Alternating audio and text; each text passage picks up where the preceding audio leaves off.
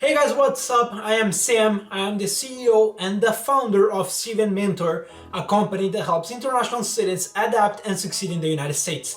So we basically develop technological and digital products to help international students in every single challenge, in every single step along the journey.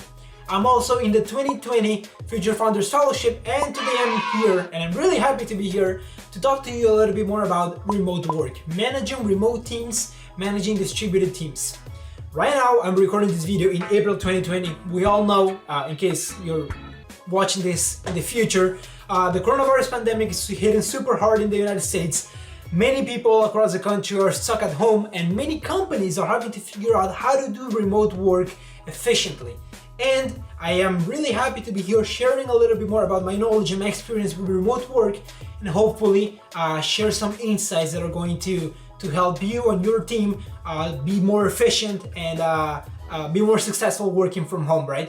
One thing I want to say before getting started is that I believe that remote work or distributed work is the future of work. So I think that teams across the country across the world even, need to figure out how to do remote work efficiently, because I truly believe that if you understand how to do remote work well, it isn't only a good substitute for in-person work, but it can be even better. It can even be more efficient. This is what I'm going to be talking about today, and I hope you find it valuable, and let me know what you think. All right, let's get to it. So let me tell you a little bit more about my experience with remote work, kind of to build up some credibility here per se. I started creating my first startup when I was 17 with a friend from Brazil when I was living in Colombia.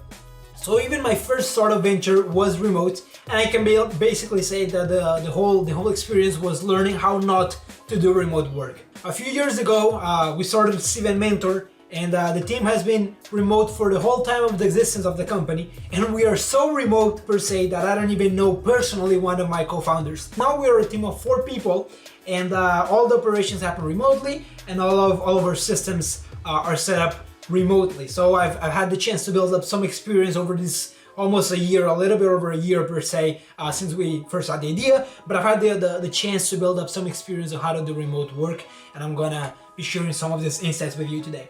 So the first thing that I want to say is that with everything that's happening with the coronavirus, I've seen a lot of teams getting 3 main things quite wrong about remote work, and here are the 3 things. The first problem that I see that a lot of teams are making: teams are focusing on platforms to solve remote work instead of developing the system that they need.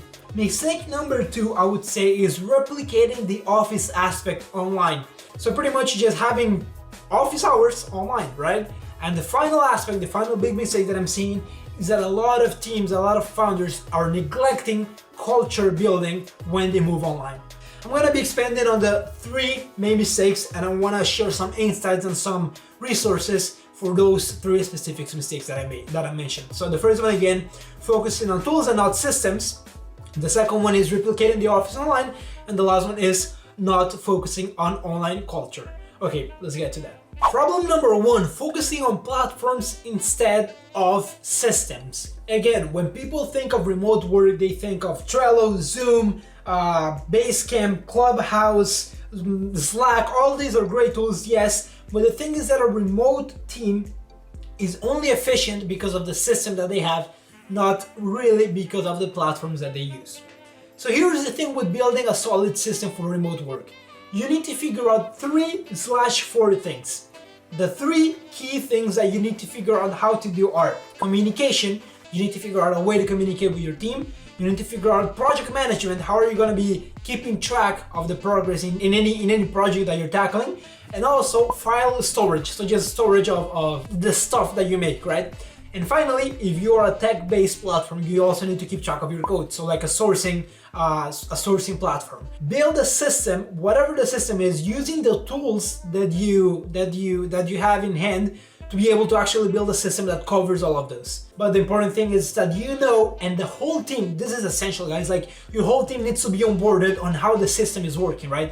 So the whole team needs to be aware of what is the system that you guys are setting up internally. So again, focus on setting up a system that covers those 3 or 4 categories, and you should be in a good place to start. Mistake number 2, replicating the office online. I would say this is by far the biggest mistake that people, founders, are making when transitioning their teams to remote work. Some founders are even going to the extreme ridiculous of requiring their employees to be online from 9 to 5. Gosh, if you're asking your employee to be online from 9 to 5, you're literally just having your office happening online. The cool thing about remote work is that you allow your team members to go to their preferences when it comes to when they prefer to work. So, sharing my personal preferences, I am extremely productive during the night. Just as an example, I am recording this video at midnight. If my company was replicating the office online, I would be forced to be doing my work from 9 to 5, which is just simply ridiculous. Don't do that. Don't replicate the office online. One more issue, big mistake that I want to mention under the idea of replicating the office online is communicating online and how often you communicate online. So when you're working in person with your team members, it is very easy to have casual conversations. It is very easy to have a quick 10-minute meeting to update your team or have a quick brainstorming session on something, right? If that's efficient or not, that's beyond the topic of this video, but it's easy to happen. The issue is when founders and team leaders start replicating this idea of quick meetings online, that becomes very dreading for the team, and that becomes a big mistake. So just to give you kind of a proxy or a metric to be able to better communicate with your team, we developed kind of a scale of priority of communication methods. So the first thing, as much as you possibly can, try to communicate through text, through messages, or through email. So write out whatever you want to say. Instead of having a 10-minute meeting just to give a quick update on the project, write the update on the project. Don't have those unnecessary calls. Use text message or email as much as you possibly can.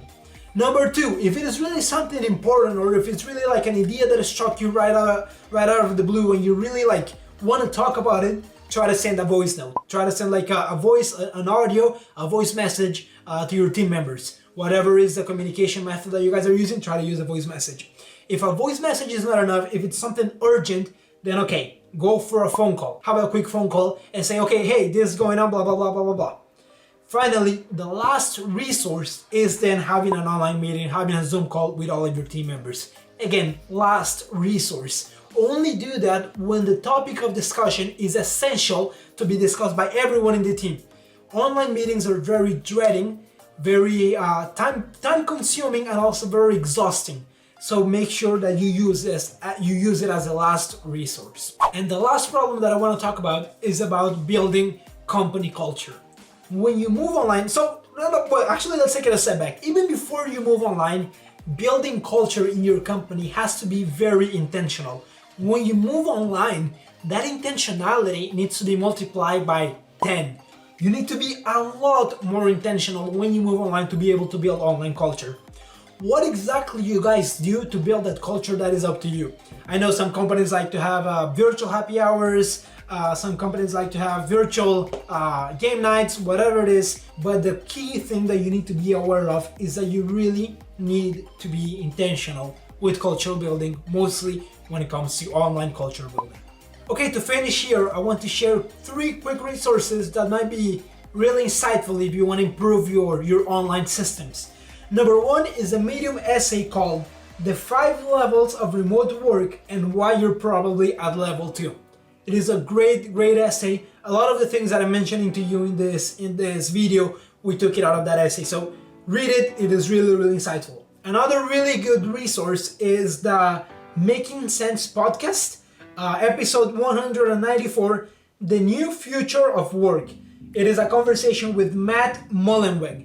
Matt Mullenweg, if you don't know, is the CEO of Automattic, and Automattic is a company behind WordPress.